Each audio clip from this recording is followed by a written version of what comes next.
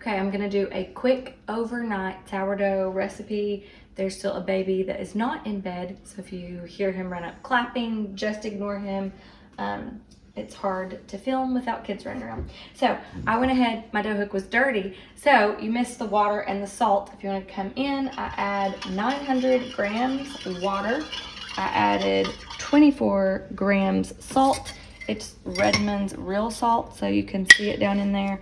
And then I'm going to use 120 grams of starter. This is very similar to a normal sourdough loaf, like the one that I normally use, except I'm going to use less starter so that it ferments more slowly and I can leave it out overnight.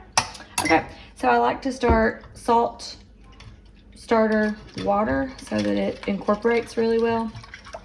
And I do like to use a dough hook. I didn't think it mattered, but it does. Okay. And then I'm gonna use 1,200 grams of flour. I like to use, I used to do 500 and 500 for 2 loaves, and I like he's back. I like the little bit bigger loaves. Okay, scooch back. The ironic thing about this, not super far.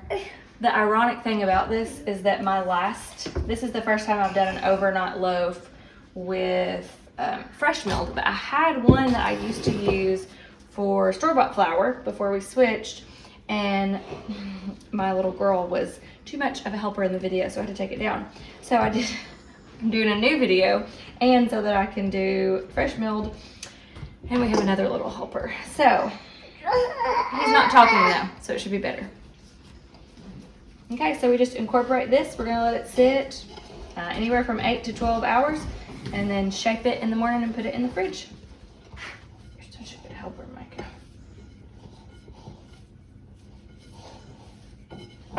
Don't touch.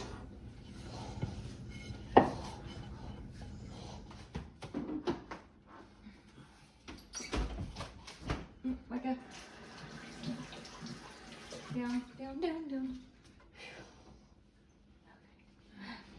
Okay, so that's it. I just did it with the Danish dough hook, laid it there. I'm gonna cover it with a shower cap, might spray it a little bit for extra good measure, and I'm gonna let it sit for a long time. Typically, I might do a couple stretch and folds before bed, but I waited till the last minute, so it's just gonna sit here all night.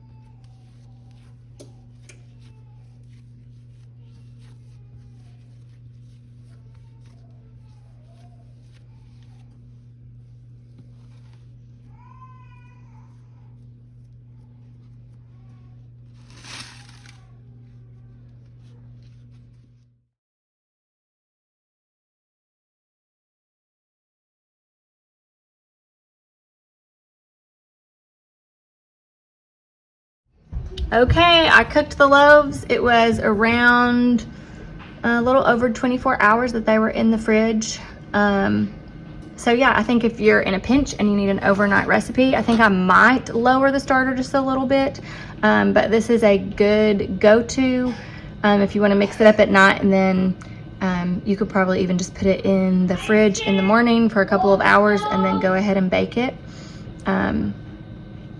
So yeah, my other recipe doesn't take super long. You can mix it up and let it ferment 4 to 6 hours during the day, and then just cook it first thing in the morning. So it's not, you know, super long. You could probably leave it in the fridge for a couple of hours and cook it that night if you really wanted to. You may not get all the health benefits of the sourdough, but if you're needing quick bread for some reason, that would be a good method, or even this, depending on how long you want to leave it out. It looks like it can go 8 to 12 hours. If you're going to go on the farther end of 9 or more, you probably need to, you know, 10 or more, you probably need to lower the starter just a little bit. But yeah, I think this is a great option. Again, this one looks very similar to my other loaf. This one's a little bit squattier, but maybe I just didn't divide them well. But probably the other recipe I do, the loaves are a little bit bigger. But again, for not doing anything, like I didn't do any of the stretch and folds, nothing, this is easy bread, I think. So give it a shot.